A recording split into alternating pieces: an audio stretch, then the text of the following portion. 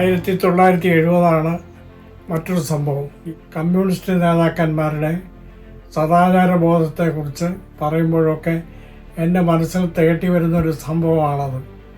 കാരണം EMSൻ്റെ മകൻ ശ്രീധരൻ അന്ന് മധുരയിൽ ഒരു ചാർട്ടേഡ് അക്കൗണ്ടൻ്റായി പ്രവർത്തിക്കുകയാണ്. CBC മാരുടെ അനിയൻ്റെ കൂടെയാണ്. അദ്ദേഹത്തിന് അന്ന് 10,000 രൂപ ശമ്പളമുണ്ട്. അപ്പോൾ 1970 10,000 രൂപ ശമ്പളക്കാരനായ അനിയൻ സജീവ രാഷ്ട്രീയ രംഗത്തേക്ക് വരാൻ വേണ്ടി ജോലി രാജിവെച്ച് വരുന്നു. അവനോട് അനുവാദം ചോദിച്ചുകൊണ്ട് ഒരു ഇല്ലൻ്റെ EMS എഴുതി.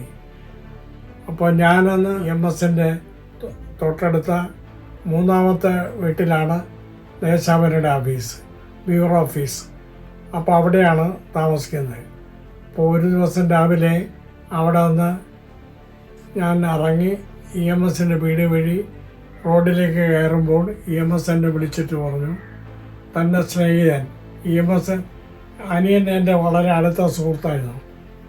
തൻ്റെ സ്നേഹിതൻ ഒരു കത്തെനിക്ക് അയച്ചിട്ടുണ്ട്, വായിച്ചു നോക്കുമെന്ന് പറഞ്ഞു. അപ്പോൾ ഒരു ഇല്ലയിൽ EMSനോട് താൻ ഉദ്യോഗം രാജിവെച്ച് നാട്ടിൽ വന്ന് രാഷ്ട്രീയ പ്രവർത്തനം നടത്താൻ ആഗ്രഹിക്കുന്നു, അതിനുള്ള അനുവാദം തരണമെന്ന് പറഞ്ഞിട്ടാണ് കത്ത്. അപ്പോൾ EMS എന്നെ പറഞ്ഞു, അയാൾ വരുന്നതിൽ എനിക്ക് സന്തോഷമാണ്, പക്ഷേ ഇവിടെ 10,000 രൂപ ശമ്പളം വാങ്ങിക്കുന്ന അയാൾ ഇവിടെ വന്നിട്ട് ഒന്നുമില്ലാതെ നിൽക്കുമ്പോൾ സ്വാഭാവികമായി എൻ്റെ പേരുപയോഗിച്ച് ഏതെങ്കിലും പണി സംഘടിപ്പിക്കാൻ ശ്രമിച്ചാൽ അത് ശരിയാവില്ല.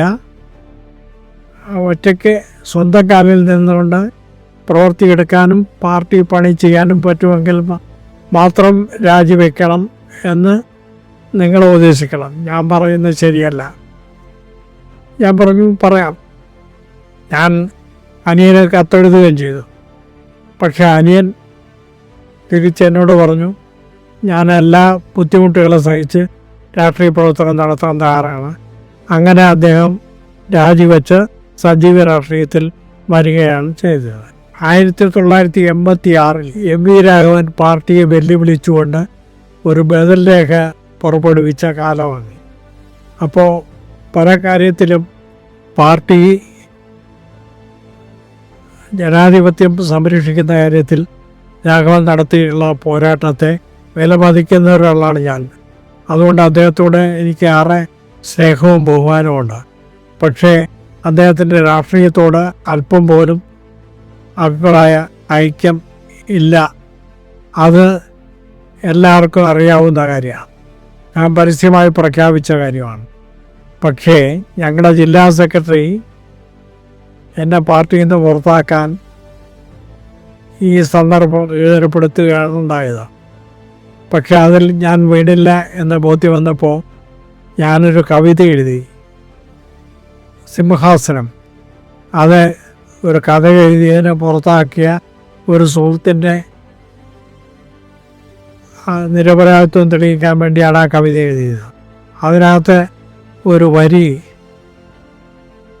ഈ അക്ഷരനാവിന്മേൽ കളിയാടും വാർത്തനെ ശത്രുവായി കാണുന്നൊരു ഉഗ്രമൂർത്തി, കരിനാഗ നിറമുള്ള ചക്രവർത്തി എന്ന് പറയുന്ന ആ കരിനാഗം എന്ന പ്രയോഗം ഞങ്ങളുടെ പാർട്ടി സെക്രട്ടറി, ജില്ലാ സെക്രട്ടറിയെക്കുറിച്ചാണ് എന്ന് വ്യാഖ്യാനിച്ചുകൊണ്ട് അദ്ദേഹത്തിനെതിരായി കവിത എഴുതിയെന്ന് പറഞ്ഞിട്ട് എൻ്റെ നടപടിക്ക് തരം താഴ്ത്തി.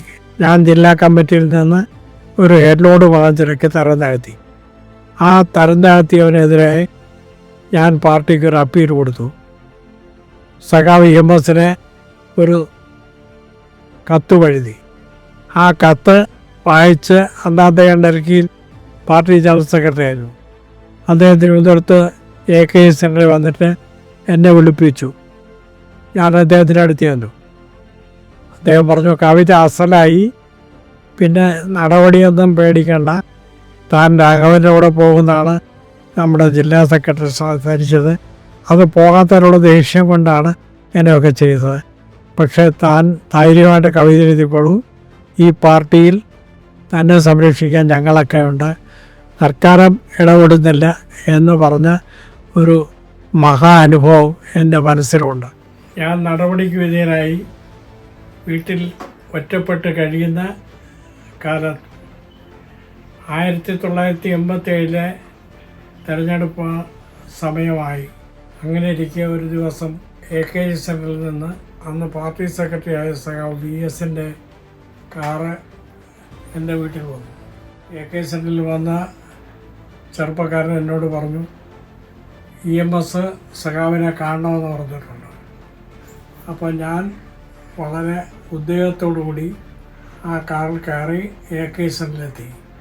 അവിടെ EMS-ഉം VS-ഉം കാത്തിരിക്കുകയായിരുന്നു. EMS എന്നോട് ചോദിച്ചു, നമുക്ക് തെരഞ്ഞെടുപ്പ് വരികയാണ്, എന്തെങ്കിലുമൊക്കെ ചെയ്യണ്ടേ? അപ്പോൾ ഞാൻ ചോദിച്ചു, എന്ത് ചെയ്യാനാണ് ഉദ്ദേശിക്കുന്നത്? അത് മുരളി തീരുമാനിച്ചാൽ മതി. അപ്പോൾ എന്നോട് പറഞ്ഞു, ഒരു പ്രോജക്റ്റ് തയ്യാറാക്കി തരാൻ.